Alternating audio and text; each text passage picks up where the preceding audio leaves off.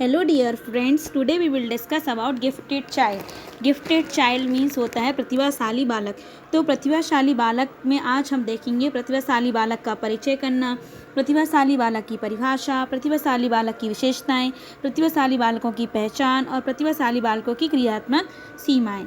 Introduction of gifted child, definition of gifted child, characteristic of gifted child, identification of gifted child and functional limitations of gifted child, and last is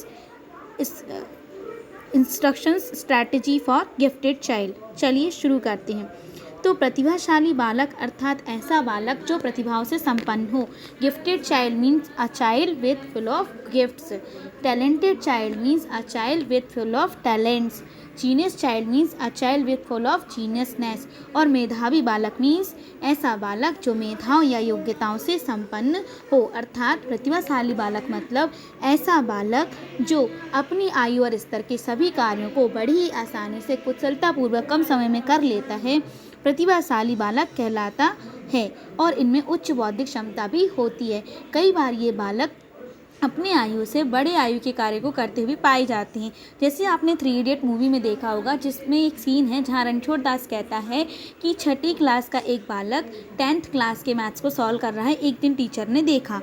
okay, तो आइए अब हम एक परिभाषा देख लेते हैं। टर्मेन एवं ओडम के अनुसार प्रतिभाशाली बालक शारीरिक गठन, सामाजिक समायोजन, व्यक्तित्व के गुणों, विद्यालय उपलब्धि, खेल सूचना और रुचियों की विविधता में औसत बालकों से श्रेष्ठ होते हैं। अब जैसे आपने प्रतिभाशाली बालकों में आप किन किन को रख सकते हैं, गूगल बॉय है, कौटिल्य पंडित और 2 गूगल गर्ल भी हैं, उनका नाम मुझे याद नहीं है, और 2 अपने स्वामी विवेकानंद जी हो गए, रविन्द्रनाथ टैगोर जी हो गए, और जितने भी फ्रीडम फाइटर्स हैं वो सब हो गए, आइंस्टीन हो गए, न्यूटन हो गए, कल्पना चावला हो गई। ऐसे बहुत से लोग हैं जो प्रतिभाशाली थे। तो ये जो परिभाषा है उसकी में जो भी विशेषताएं दी गई हैं वो विशेषताएं इन सभी लोगों में सटीक बैठती हैं। ओके, चलिए तो अब हम देखेंगे प्रतिभाशाली बालकों की विशेषताएं। तो प्रतिभाशाली बालकों की विशेषताएं क्या हैं? पहला है, अपन इनको 3 कैटेगरी में डिवाइड करेंगे। पहला है शारीरिक विशेषताएं, फिर है मनोसामाजिक विशेषताएं और फिर है शैक्षिक विशेषताएं।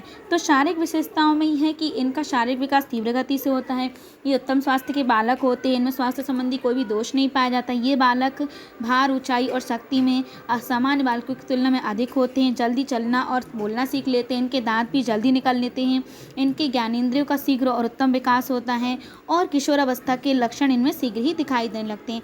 फिर इनकी मनोसामाजिक विशेषताएं, तो ये स्पष्ट आत्मव्यक्ति करते हैं, मतलब अपनी बात को, इनमें भाषण कौशल बहुत अच्छा होता है, अपनी बात को आसानी से समाज के सामने प्रस्तुत कर पाते हैं। वाक्पटुता और नवीनता होती है। वही बात आ गई कि इनमें भाषण कौशल, संप्रेषण कौशल और भाषण कौशल, संप्रेषण कौशल या कम्युनिकेशन स्किल जो होती है वो बहुत अच्छी होती है, और ये आसानी से क्या करते हैं, अपनी बात को रख पाते हैं, और इनमें नए नए विचार, नवीनता अर्थात इनके पास नए नए विचार होते हैं, नए नए आइडियाज़ होते हैं, जिनका हम इनको ये अच्छे से प्रस्तुत कर पाते हैं। फिर है नेतृत्व क्षमता। तो इन बालकों में नेतृत्व की गुण पाए जाते हैं। ये समाज हो गया, विद्यालय हो गया, घर हो गया, परिवार हो गया, वहाँ पे अपनी जिम्मेदारियों को निभाने के लिए बढ़ चढ़ कर आगे आते हैं। ये हंसमुख स्वभाव के होते हैं, सामाजिक रूप से परिपक्व होते हैं, और ये सर्वप्रिय होते हैं, सबके प्रिय होते हैं। ये समुदाय, विद्यालय और घर की जिम्मेदारी के लिए हमेशा आगे आते हैं, बढ़ चढ़कर हिस्सा लेते हैं। ये अपने आयु से अधिक आयु के बच्चों से मित्रता करना पसंद करते हैं। फिर शैक्षिक विशेषताएं। शैक्षिक विशेषताओं में ये सदैव आते हैं स्कूल, समय पर आते हैं, सदैव गृह कार्य करके लाते हैं, समय से पहले पाठ को तैयार करके आते हैं, इनके अधिकतर उच्च अंक आते हैं, जिज्ञासु प्रवृत्ति के होते हैं, बहुत अधिक प्रश्न पूछते हैं, इनकी बौद्धिक क्षमता अति उच्च होती है, और ये अपने ही जैसे बालकों से प्रतिस्पर्धा करते हैं और पाठ्य सहगामी क्रियाओं में बढ़ चढ़कर हिस्सा लेते हैं। अब हम इसके बाद देखेंगे इनकी पहचान करना। तो हम प्रतिभाशाली बालकों को देखकर भी पहचान सकते हैं उनकी विशेषताओं के आधार पर। चूँकि इनकी बौद्धिक क्षमता उच्च होती है, अतः हम बुद्धि परीक्षण करके इनको पहचान सकते हैं। इनमें बहुत सारी योग्यताएं होती हैं, तो हम इनका प्रवीणता परीक्षण कर सकते हैं, और संबंधित बालकों के बारे में उनके माता पिता, अभिभावक, आस पड़ोस और उनके पुराने रिकॉर्ड से सूचना प्राप्त करके भी हम इनको पहचान सकते हैं। ये जो बालक होते हैं बहुत ज़्यादा एनर्जेटिक होते हैं, बहुत ज़्यादा नॉलेजेबल होते हैं, बहुत ज़्यादा इनमें सक्रिय होते हैं, एक्टिव होते हैं। तो ये इस प्रकार बहुत सारी उपलब्धियों को ग्रहण करते हैं, तो हम इनका उपलब्धि परीक्षण करके भी इन्हें पहचान सकते हैं। ये बहुत ज़्यादा रचनात्मक होते हैं, तो हम इनका सृजनात्मक परीक्षण कर सकते हैं, और ये इनका इंटरव्यू या साक्षात्कार लेकर भी हम इनकी पहचान कर सकते हैं। चलिए अब हम देखेंगे प्रतिभाशाली बालकों की क्रियात्मक सीमाएं। तो प्रतिभाशाली बालकों की, जैसे हर सिक्के के दो पहलू होते हैं, एक अच्छा पार्ट होता है, एक बुरा पार्ट होता है। इसी प्रकार जो प्रतिभाशाली बालक हैं वो बहुत नॉलेजेबल हैं, बहुत एक्टिव हैं, बहुत एनर्जेटिक हैं। यदि हम उनका एनर्जी का सही जगह यूज़ नहीं करेंगे तो वो डाइवर्ट होकर गलत साइड भी जा सकते हैं। तो इस प्रकार इनकी कुछ क्रियात्मक सीमाएँ भी होती हैं, जैसे कुसमायोजन। तो प्रतिभाशाली बालक जो यदि उनकी आवश्यकताओं को पूरा ना की जाए तो ये क्या हो जाएंगे, अशांत हो जाएंगे। फलस्वरूप इनके जो संवेग है वो अस्थिर हो जाएंगे और ये क्या हो जाएंगे, कुसमायोजित हो जाएंगे। फिर अंतर्मुखी, यदि हम इनकी आवश्यकताओं, इनकी योग्यताओं को अच्छे से ध्यान नहीं दे पाएंगे तो ये क्या हो जाएंगे, अपने आप में सिमट कर रह जाएंगे और अंतर्मुखी स्वभाव के हो जाएंगे। यदि हम आवश्यकता से अधिक इनकी तारीफ कर देते हैं तो इनमें अहम भावना का विकास हो जाएगा। इनकी आवश्यकताएं और इनकी योग्यताएं यदि पूरी नहीं होंगी, इनकी बातों को सुना नहीं जाएगा, माता पिता टीचर यदि इन पर अच्छे से ध्यान नहीं देगा तो ये क्या हो जाएंगे, विद्रोही स्वभाव के हो जाएंगे। अनुशासनहीनता, ये जो पाठ्यक्रम जो बनाया जाता है वो सामान्य बालकों को ध्यान में रखकर मोस्टली बनाया जाता है, स्कूल का पाठ्यक्रम। तो उस पाठ्यक्रम को ये जो प्रतिभाशाली बालक होते हैं वो बड़ी ही आसानी से हल कर लेते हैं, और जब ये हल कर लेंगे तो ये क्या होंगे, कक्षा में बोर होने लगेंगे, और बोर होंगे तो परिणाम स्वरूप ये क्या करेंगे, अनुशासनहीनता करेंगे। ये जो बालक होते हैं बहुत ज़्यादा जिज्ञासु प्रवृत्ति के होते हैं, बहुत ज़्यादा क्वेश्चनिंग करते हैं। तो यदि इनकी जिज्ञासाओं को, इनके क्वेश्चंस को हम आंसर नहीं देते हैं तो इनमें असुरक्षा और उपेक्षा की भावना का विकास भी हो सकता है। तो ये हो गई प्रतिभाशाली बालकों की विशेषताएं।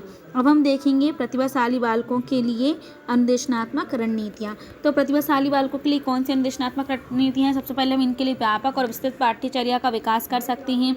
हम पाठ्यक्रम को जटिल बना सकते हैं जिससे कि इनका क्या हो, उच्च बौद्धिक क्षमता का विकास हो सके। शिक्षक द्वारा व्यक्तिगत ध्यान देना, अब शिक्षक को चाहिए कि ये क्या करे, इनकी आवश्यकताओं, इनकी योग्यताओं को समझे, समय समय पर इनको उचित परामर्श और उचित निर्देशन दे।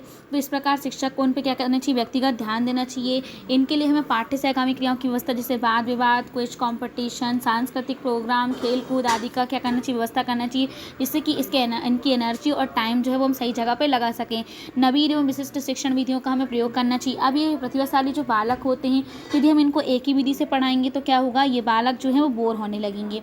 तो हमको क्या करना चाहिए, हमको इनको डिफरेंट मेथड से पढ़ाना चाहिए। जैसे कि हमें इनको क्या करना चाहिए, हमें इन्हें project method, brain smarting method और ऑडियो विजुअल एड्स और आगमन निगमन संश्लेषण विश्लेषण, इन सभी का कॉम्बो बना के इन विधियों के थ्रू हमें पढ़ाना चाहिए। फिर ये जो प्रतिभाशाली बालक हैं, हाईली एनर्जेटिक हैं, हाईली एक्टिव हैं, हाईली नॉलेजेबल हैं, बहुत ज़्यादा ज्ञान इनमें, बहुत ज़्यादा एनर्जी है, बहुत ज़्यादा सक्रिय हैं। तो यदि इनकी आवश्यकता और इनको योग्यताओं को ध्यान में रखते हुए हमें इनको क्या करना चाहिए, योग्य शिक्षणों द्वारा, योग्य शिक्षकों, योग्य अध्यापकों द्वारा इनके शिक्षण की व्यवस्था करनी चाहिए, जो कि इनको समझ सके, इनकी आवश्यकताओं, इनकी योग्यताओं को समझ के इनको सही दिशा में निर्देशित कर सकें। फिर हमें क्या करना चाहिए, इनके लिए विशेष अध्ययन की सुविधाएँ करना चाहिए। ये जो बालक होते हैं बहुत ज़्यादा ज्ञान प्राप्त करने की इनकी इच्छा होती है, तो हमें पाठ्यक्रम के अलावा इनके लिए पुस्तकालय, वाचनालय आदि की व्यवस्था करना चाहिए। और पुस्तकालय और वाचनालय में पाठ्यक्रम से संबंधित पुस्तकों के अलावा अन्य डिफरेंट विषयों की पुस्तक, पत्र पत्रिकाएं, मैगजीन्स आदि की व्यवस्था करना चाहिए, जिससे कि ये पढ़ सकें उन सब को और उससे क्या करें, अच्छा से अच्छा ज्ञान प्राप्त कर सकें। फिर उत्तरदायित्व प्रदान करना, जो प्रतिभाशाली बालक होते हैं वो घर, विद्यालय, समुदाय, देश, विश्व में क्या करते हैं, उत्तरदायित्व की निभाने के लिए बढ़ चढ़कर हिस्सा लेते हैं, अपने कर्तव्यों का अच्छे से निर्वहन करते हैं। अतः हमें जब भी हम कोई कंपटीशन करा रहे हैं, कोई भी सांस्कृतिक प्रोग्राम करा रहे हैं, खेलकूद करा रहे हैं, तो हमें इनको क्या करना चाहिए, छोटे छोटे उत्तरदायित्व प्रदान करना चाहिए। ठीक है, इससे इनकी एनर्जी का सही प्रयोग होगा। जो बालक हैं यदि वो कोई उपलब्धि ग्रहण करते हैं या उसने कुछ अच्छा काम किया तो उन्हें प्रोत्साहित करने के लिए हमें इन्हें पुरस्कार देना चाहिए, इन्हें छात्रवृत्ति की व्यवस्था करना चाहिए। इनके लिए जो बालक फाइनेंशियली रूप से क्या है, उनकी फाइनेंशियल कंडीशन अच्छी नहीं है, तो उनके लिए हमें छात्रवृत्ति की व्यवस्था करना चाहिए। तो इस प्रकार हम इन बालकों को समय समय पर पुरस्कार और छात्रवृत्ति प्रदान करना चाहिए। फिर ये जो बालक हैं उत्तरदायित्व का अच्छे से निर्वहन कर सकते हैं, जो कर्तव्यों को अच्छे से निभा सकता है, वो नेतृत्व भी अच्छे से कर सकता है। अतः हमें इन्हें नेतृत्व को प्रशिक्षण देना चाहिए, हमें इनको संस्कृति की शिक्षा देना चाहिए, जिससे कि हमारी संस्कृति का अच्छे से विकास हो सके और अच्छे से उसका हस्तांतरण हो सके। फिर कक्षोन्नति के संबंध में उपयुक्त निर्णय लेना, हमें इन बालकों को अपने अनुसार उचित निर्णय लेते हुए कक्षोन्नत करना चाहिए, यानी प्रोन्नत करना चाहिए अगली कक्षा में। जैसे कि कुछ मनोवैज्ञानिकों का मानना है कि नहीं, इन्हें कक्षोन्नत नहीं करना चाहिए अगली कक्षा में पहले से ये, क्योंकि ये क्या होंगे, इससे इनमें अहम भावना आएगी और ये कुसमायोजित आ जाएंगे। और दूसरा कि यदि ये बड़े बालकों के साथ पढ़ेंगे तो उनके साथ ठीक से समायोजन नहीं कर पाएंगे। लेकिन हमें सोच समझ के इनके लिए कक्षोन्नति का भी निर्णय ले सकते हैं। फिर इनको सामान्य बालकों के साथ शिक्षा देना चाहिए, जिससे कि जो सामान्य बालक हैं वो इनसे प्रेरित होकर इनके साथ क्या करें, समायोजित हो सके।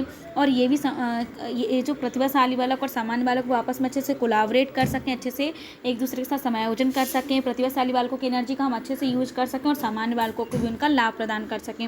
फिर हमें इन्हें तकनीकी ज्ञान प्रदान करना चाहिए। हमें कंप्यूटर, जो नए नए टेक्निकल उपकरण हैं, नई नई टेक्निक्स हैं, उनका हमें नॉलेज देना चाहिए। हमें इन्हें computer, overhead projector, audio visual aids के थ्रू पढ़ाना चाहिए और इन सब का ज्ञान भी प्रदान करना चाहिए। तो इस प्रकार हमने देखा कि प्रतिभाशाली बालकों को हमें क्या क्या करना चाहिए। प्रतिभाशाली बालकों को हमने प्रतिभाशाली बालकों की पहचान करना, प्रतिभाशाली बालकों का परिचय देखा, प्रतिभाशाली बालकों की विशेषताएं देखी, प्रतिभाशाली बालकों की अनुदेशनात्मक रणनीतियाँ देखी और प्रतिभाशाली बालकों की हमने पहचान करना देखा। तो आज के लिए इतना ही। Thank you so much.